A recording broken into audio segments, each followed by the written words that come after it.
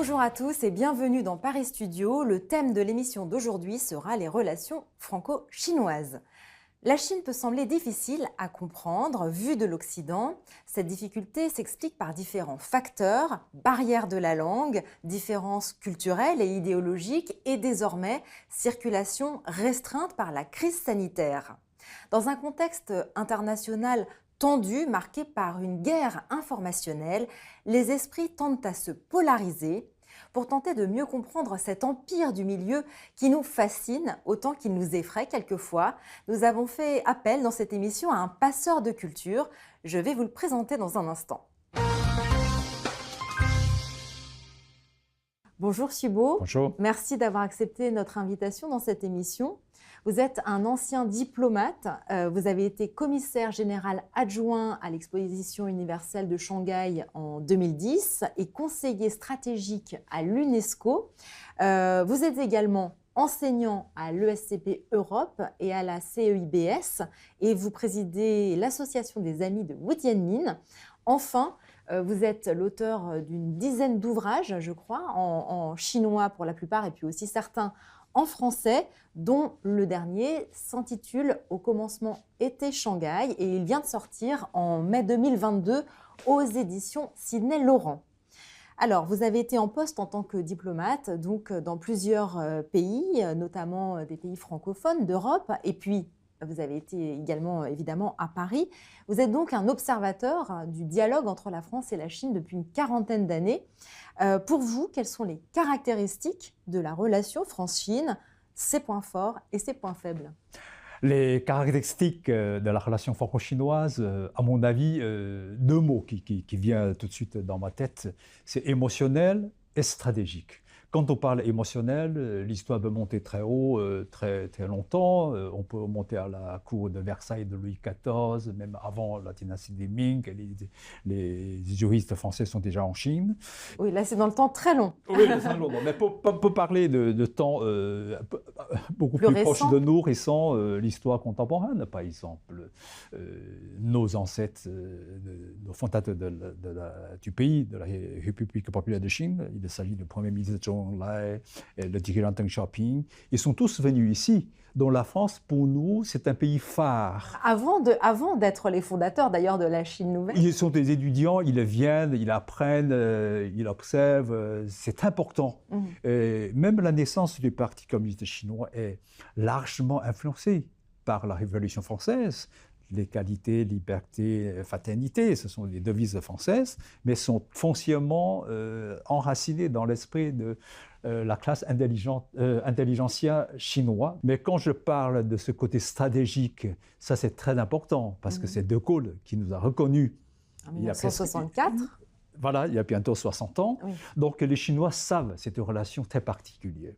Et même chose pour les Français. Les Français aiment la Chine, il y a la culture. Qu'est-ce qui ne connaît pas la culture chinoise? Donc je pense que ce côté émotionnel, c'est la culture. Donc on a cette histoire commune, on ne trouve pas donc des liens assez forts. Oui, on ne trouve pas cette relation, par exemple, avec les Américains, ou avec les Anglais, ou avec les Allemands, avec d'autres pays européens. Il n'y a que la France et la Chine. Donc ça, c'est plutôt les points forts. Ah oui. Alors maintenant, quels sont les points faibles? On vit un temps de globalisation, donc c'est plutôt de digital, avec le WeChat, Facebook, Instagram. On vit très vite, on vit un temps court. Il y a trop de l'offre. Il n'y a pas de choses substantielles. On ne sait pas comment décerner substantiel et fondamental. Tout le monde pense trop vite et on ne regarde pas d'une manière tranquille. Hein. Donc, avant, on a le temps. Maintenant, on n'a pas le temps. On est tous, en quelque sorte, victimes des choses qui sont imposées. On n'a pas ce contact indépendant, c'est-à-dire qu'on ne se rencontre pas tous les jours. Il faudrait qu'on fasse ce genre de passerelle entre les deux sociétés. Des difficultés pour communiquer finalement. Je pense, hein, parce qu'on ne parle pas la même langue, c'est loin, et puis c'est le média, maintenant c'est le Covid. Si on s'en tient au traitement fait dans les médias, on peut dire que la relation entre la France et la Chine n'est pas à son meilleur niveau ces derniers mois. L'image de la Chine a été sérieusement écornée ces derniers temps par des informations autour de la situation notamment à Hong Kong ou encore au Xinjiang. Cela a déjà eu des répercussions bien concrètes, puisqu'on s'en souvient par exemple, en 2021, l'accord global sur les investissements Chine-UE, qui devait être signé après 7 ans de négociations, a été gelé par les eurodéputés. Comment analysez-vous cette situation et comment pourrait-elle évoluer d'après vous? Moi, c'est une grande tristesse en tant que quelqu'un qui fait toute sa vie pour rapprocher le peuple. C'est pour ça que c'est mon devoir d'expliquer aux Chinois tel que le monde que je vois, et aussi aux Français tel que la Chine que je vois. Ça, c'est l'origine de mon livre.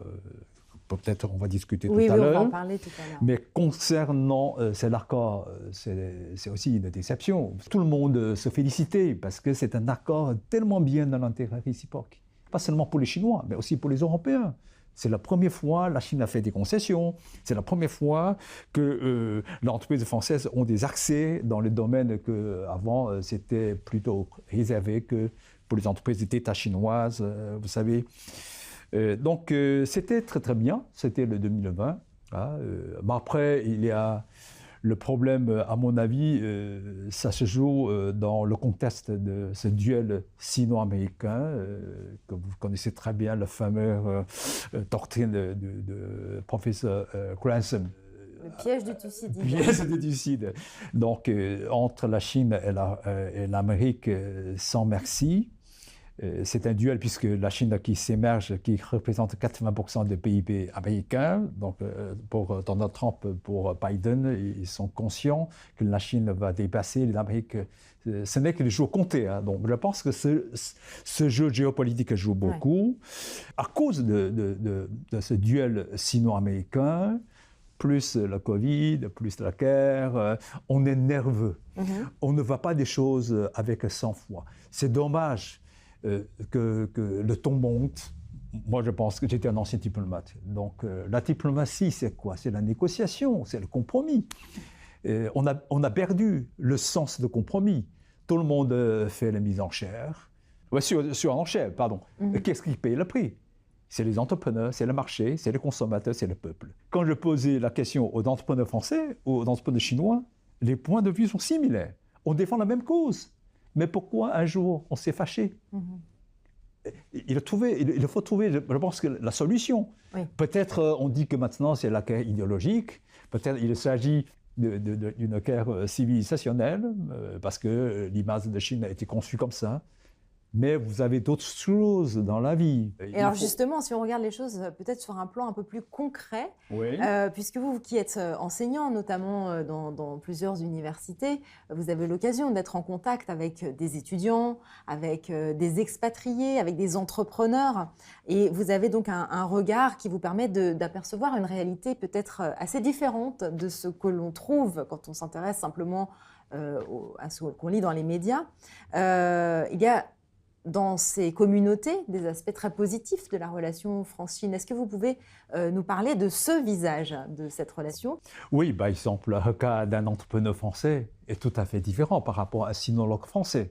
Les entrepreneurs français me disent que, Monsieur Xu, on ne veut pas être victime entre le choix américain ou le choix chinois. C'est-à-dire, si jamais le duel sino-américain s'impose, nous ne devons pas trancher le camp. Parce que nous voulons être indépendants. Le marché chinois, la Chine est important pour nous. Mais ce qui fait qu'il y a un duel, parce que tout le monde pense que c'est comme ça, c'est le mal, c'est le bien, c'est un peu la guerre civilisationnelle. Ça, c'est le média qui a fabriqué ça. Moi, je pense qu'il faut voir la Chine telle qu'elle est. Donc, je propose plutôt un regard global. Sociétale, c'est un peu comme l'origine de mon livre. Là. Je propose que les Français regardent Shanghai, ce qui se passe en Chine.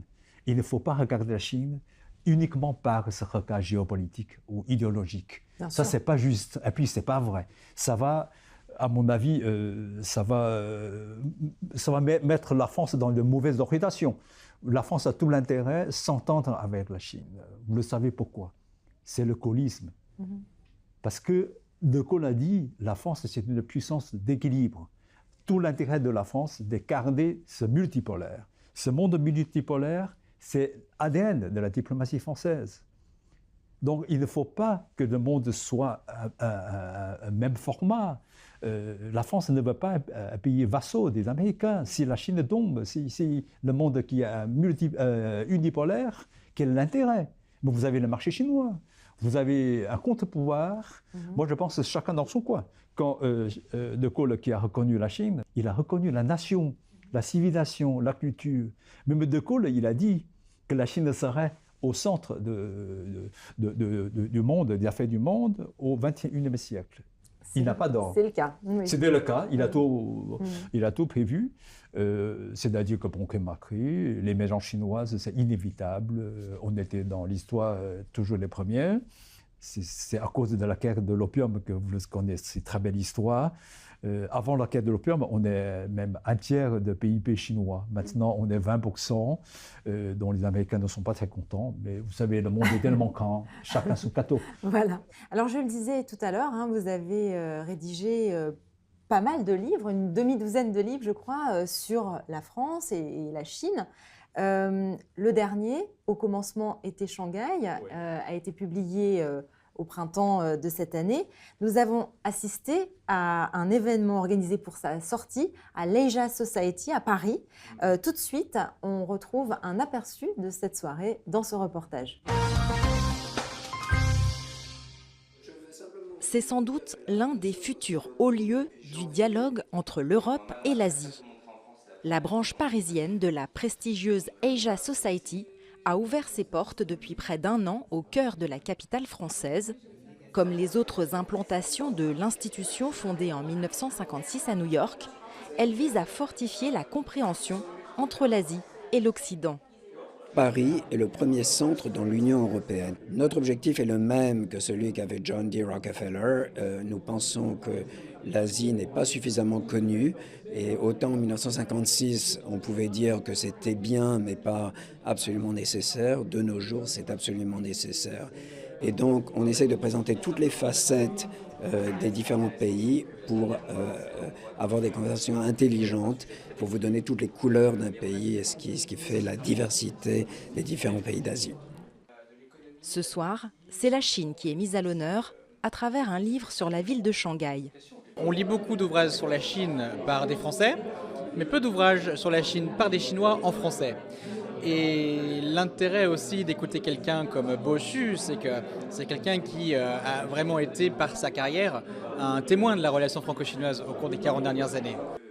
Originaire d'un bourg près de Shanghai, devenu un haut lieu de la finance mondiale, Xu Bo venait présenter son 2e livre sur la Chine rédigé en français, avec un message.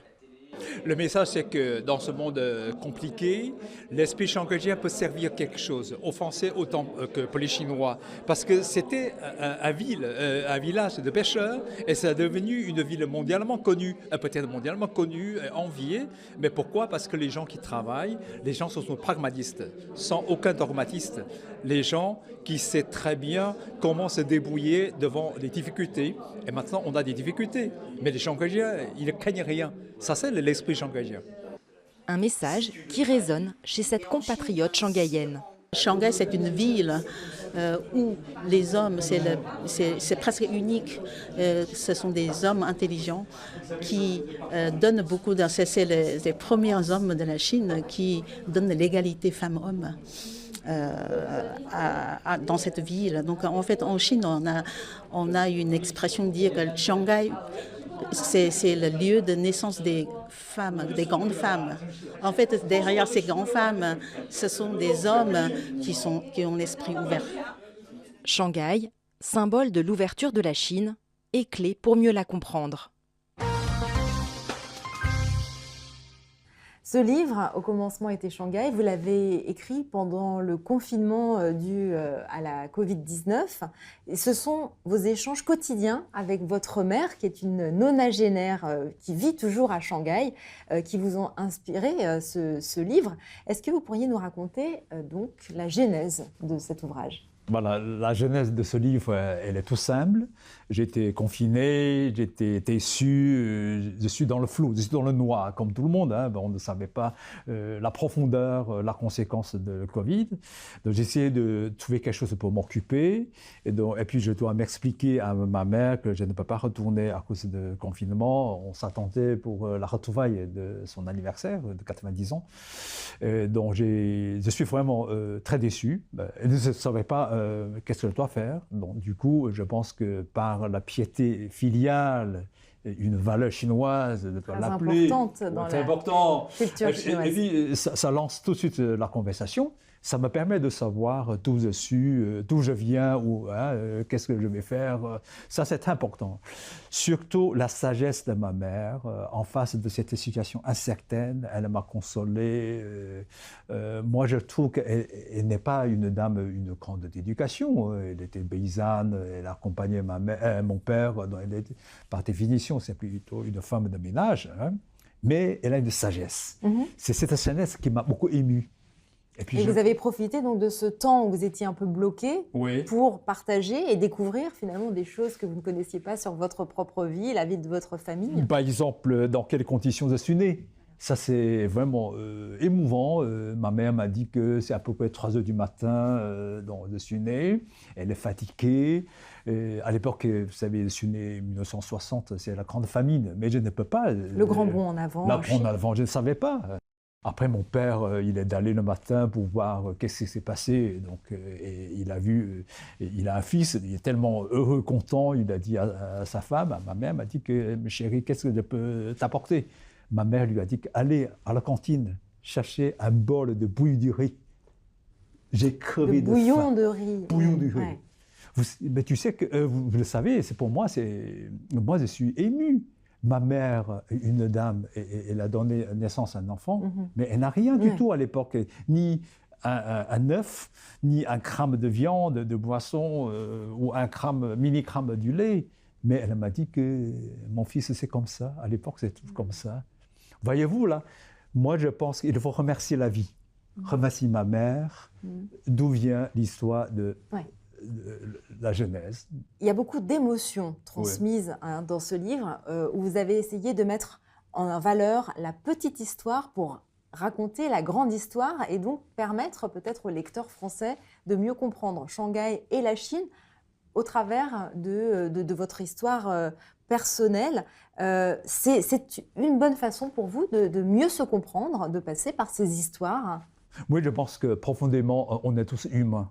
Quand on parle de l'histoire des petits gens, l'histoire de moi, de ma mère, de ma famille, de mes camarades d'enfance, moi je décris un tableau d'un demi-siècle de métaphores de Shanghai. Après, je vois la transformation sociétale, comment Shanghai, à partir d'un village de pêcheurs, est devenu une ville mondialement connue. Il y a l'esprit shanghaïen, il y a le pragmatisme, il y a la résilience. Donc sans ça, Shanghai ne peut pas devenir une ville mondialement connue. Dans la vie, il faut connaître les gens. Voilà. Moi, je pense que ce qui est important, c'est que présenter un pays, il faut d'abord présenter les gens. Dans mon livre, j'ai écrit beaucoup de mesures, grandes mesures du gouvernement central, mais il faut trouver la logique. Il faut trouver la réalité sociologique de Chine, dont la Chine a changé. Moi, je pense que l'Occident, en particulier la France, a tout l'intérêt de connaître ce qui se passe en Chine. On ne parle pas de urbanisation, on ne parle pas de digitalisation. Or, ce sont 2 défis majeurs de l'humanité. Et Shanghai est plutôt un peu avant-garde. Mettons que urbanisation. Quand j'étais petit, Shanghai 5 millions, maintenant c'est 25 millions. Nous attendons encore 400 millions de paysans qui ont quitté la terre. Vous revenez aussi dans ce livre sur les liens très particuliers qui unissent la France avec Shanghai. Si on regarde le nombre d'expatriés, je crois que Shanghai se trouve en 3e position derrière New York et Londres en nombre d'expatriés français qui d'ailleurs pour beaucoup vivent dans l'ancienne concession française de la ville, qui est un quartier superbe qu'on visite nécessairement quand on se rend à Shanghai.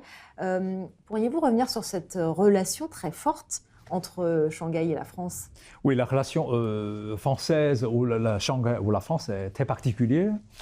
Et il faut savoir que sans la France ou sans la culture française, Shanghai ne peut pas devenir une ville telle qu'elle est aujourd'hui. Je vous explique pourquoi, puisque il y avait des Anglais, il y avait des Japonais, il y avait des Américains, toutes les puissances qui pénètrent sur Shanghai. Seule que la France a donné cette espèce de regard, de culture, dont c'est la culture qui régionne la ville de Shanghai.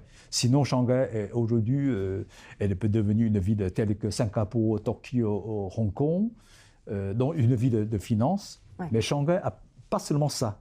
Shanghai, il y a le savoir-faire, il y a le savoir-vivre. À Shanghai, on trouve un style européen. Les gens aiment beaucoup savoir-vivre shanghaïen, puisque les Shanghaiens sont profondément influencés par les Français. Ouais. Dans mon livre, j'ai beaucoup parlé des jeunes Chinois élites, les entrepreneurs, les artistes qui veulent s'installer à Shanghai, puisque c'est l'art-vivre shanghaïen, donc l'art-vivre français. Alors, votre livre témoigne justement de l'esprit de résilience des Shanghaïens, hein, c'est le terme que vous employez, un esprit qui s'est déjà manifesté par le passé et qui leur donne confiance dans l'avenir et dans l'avenir de cette ville, de cette mégalopole. C'est ce qui permettra à Shanghai de se relever après le confinement dans lequel la ville a été plongée au printemps, d'après vous? Oui, moi je pense qu'il y a double sens. D'abord pour les Chinois, les Shanghaïens en particulier, de se redresser puisque nous avons connu tant de malheurs dans le passé. Donc c'est l'esprit de résilience, l'esprit de résistance. Comme ma mère, elle a eu tant de choses dont elle m'a dit que mon fils se séparait. Dans la vie, c'est toujours des surprises. Ça, c'est très important. C'est l'esprit de regarder les choses en face, être positif, juger les choses pas par les paroles. Donc les Shanghaïens qui savent très bien, donc ils ne se trompent pas, parce que c'est un peuple très intelligent, donc il sait très bien comment voir les choses. Moi, ce sont des qualités rares, ça permet de rebondissement de Shanghai. Moi, il n'y a pas de raison que Shanghai ne revient pas. Ce confinement, c'est éphémère, c'est un chapitre comme les autres, puisque dans la vie, Shanghai a connu tant de malheurs, mais je pense que ce chapitre va s'oublier. Et donc de l'autre côté... Les lendemains qui chantent attendent Shanghai. Oui, mais je pense que c'est ce que je m'attends de mes compatriotes de Shanghai, ce que je suis confiant. Mais de l'autre côté, je dirais que les Français en particulier, il faut comprendre la Chine par cet esprit de résilience. Ce qui est très important, puisque maintenant il y a trop de l'offre. Mais on ne connaît pas qui est qui, quel est l'ADN des Chinois. On présente seulement ou uniquement cette confrontation de pièges et Thucydides. Donc c'est un peu triste dans la vie. Dans la vie, vous avez 1,4 milliard, vous avez 250 millions Chinois de Shanghai. Là, ils ne regardent pas ce duel Thucydide. Ils regardent leur vie quotidienne. Oui. Ce sont des gens motivés. Ils travaillent, ils sont soudés, ils sont disciplinés, ils veulent avoir une meilleure vie. C'est cette force d'avoir une meilleure vie, cette motivation ou ce rêve de Shanghai qui unit les gens. Moi, je pense que c'est une ville d'avenir, c'est un pays d'avenir. Alors, la Chine donc, se présente comme un pays socialiste. Or, c'est parfois difficile à comprendre pour des Occidentaux qui observent depuis plusieurs décennies la croissance prodigieuse de la Chine. Comment la Chine parvient-elle à concilier économie de marché et socialisme? Est-ce que vous pouvez nous éclairer sur ce point? Je pense que oui, tout le monde m'a posé cette question, mais c'est une question qui n'a pas qui n'a pas de secret, puisque on le sait quand on voyage en Chine, quand on regarde, donc d'un côté, c'est un pays qui est écrit noir et blanc dans la Constitution. Le peuple chinois, c'est un peuple pragmatiste. Il juge les choses par le fait, par le résultat, ils ne jugent pas par les papiers. C'est pour ça que l'économie marche bien, c'est pour ça qu'en Chine, tout est facile. L'État qui encourage l'entrepreneuriat, il n'y a pas d'entraves, il n'y a pas des choses qui sont contre l'enthousiasme de l'entrepreneuriat. Voilà. Or, on ne trouve pas, même dans un système capitaliste, et nous, plutôt, la Chine, c'est un pays plutôt socialiste. Mais on est beaucoup plus proche de l'entrepreneuriat. Oui. C'est ça la force, le L'un dynamisme. n'empêche pas l'autre. Oui, ça n'empêche pas l'autre. Mais... Ouais. Et ça, c'est très difficile à concevoir finalement pour les Occidentaux. Alors justement, il y a un personnage, hein, je pense, qui a beaucoup contribué à faire découvrir la Chine en France notamment, et aussi la France en Chine. Il s'agit de l'ancien ambassadeur chinois Wu Jianmin, qui est décédé il y a quelques années et dont vous présidez l'association des Amis de Wu Jianmin, qui porte donc son nom. Est-ce que vous pourriez nous parler de son rôle dans le renforcement des relations d'amitié entre la France et la Chine? L'ambassadeur Wu Jianmin, qui a servi la Chine en France pendant 1998 jusqu'à 2003 en tant que l'ambassadeur. Sous son mandat, il a fait plein de choses. Notamment avec le président Chirac, que la Chine a eu beaucoup de coopération, les années croisées, le sommet de Evian, Shanghai Expo. Il y a un grand dossier, la coopération aussi franco-chinoise dans haute technologie, dans l'économie. Donc Wu Jianmin a profondément marqué son passage. C'est quelqu'un qui préconise toujours vivre ensemble, aimer la patrie, aimer l'humanité. Après, il a fait aussi beaucoup de choses. Il est toujours présent dans les grands débats. Il explique aux Français sur la réalité chinoise. Donc, il m'a dit que mon travail, son travail, c'est parler d'une manière authentique, sincère, présenter la Chine telle qu'elle est, mais aussi aux Chinois, le monde tel qu'il est. Donc, il est un bâtisseur de pont entre les deux. C'est tellement merveilleux, mais comme il a eu un accident dont c'est triste. Il a été interrompu. Oui, donc il ne peut pas continuer sa belle cause. Donc je pensais me devoir, parce que je l'ai connu presque 20 ans, on est relation patron-collaborateur, puis amis, compagnons de route. On se parlait des choses d'une manière très libre, très amicale. Moi, je croyais que ça vaut la peine de continuer. Voilà, alors vous poursuivez le travail qu'il avait entamé par le biais justement de cette association. Qu'est-ce qu'elle fait exactement, cette association? On a fait, entre parenthèses, cette bourse Wu Jianmin pour inviter les jeunes Français de connaître la Chine dans ce côté de l'entrepreneuriat et innovation. On a fait beaucoup de colloques pour rapprocher le peuple, puisque dans ce monde qui va trop vite, il y a trop d'infos, trop de l'offre. Il faut que les gens rencontrent et se parlent. Moi, j'en ai fait pas mal, parce que chaque année, il y a de très grands colloques. Aussi, je suis très fier. Tout à l'heure, je parlais de notre relation émotionnelle, les Grandes Guerres. Donc, on a commémoré la Grande Guerre.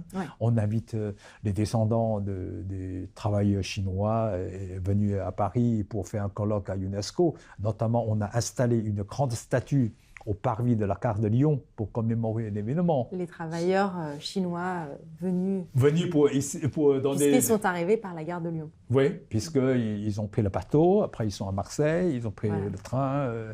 Tout est symbolique. Hein. Après, ça fait parler de travailleurs chinois. Les Français sont tellement... Donc tout ça, ce sont des petites actions, des choses qui touchent le cœur, finalement. Il faut présenter d'une manière très concrète. Parler aux Français, parler aux Chinois, c'est pareil. Il faut toucher des gens, émouvoir les gens. Il ne faut pas parler des choses tellement hautes, très belles, mais ça ne touche pas les gens. Toucher les gens, c'est l'essentiel. Moi, je pense que ce côté émotionnel, cette étincelle du cœur, c'est la cause commune. On a tant de choses à se faire partager. Or, avec la Covid ou cette campagne de désinformation ou la campagne de ne pas s'aimer ensemble, moi, je veux que les gens s'aiment ensemble, vivent ensemble. Merci Xuebo d'être venu dans cette émission aujourd'hui présenter à nos téléspectateurs votre regard sur les relations franco-chinoises. Merci Jade de m'avoir reçu, j'ai passé un très bon moment avec vous. Et merci à vous de nous avoir suivis. Je vous donne rendez-vous la semaine prochaine pour un nouveau numéro de Paris Studio.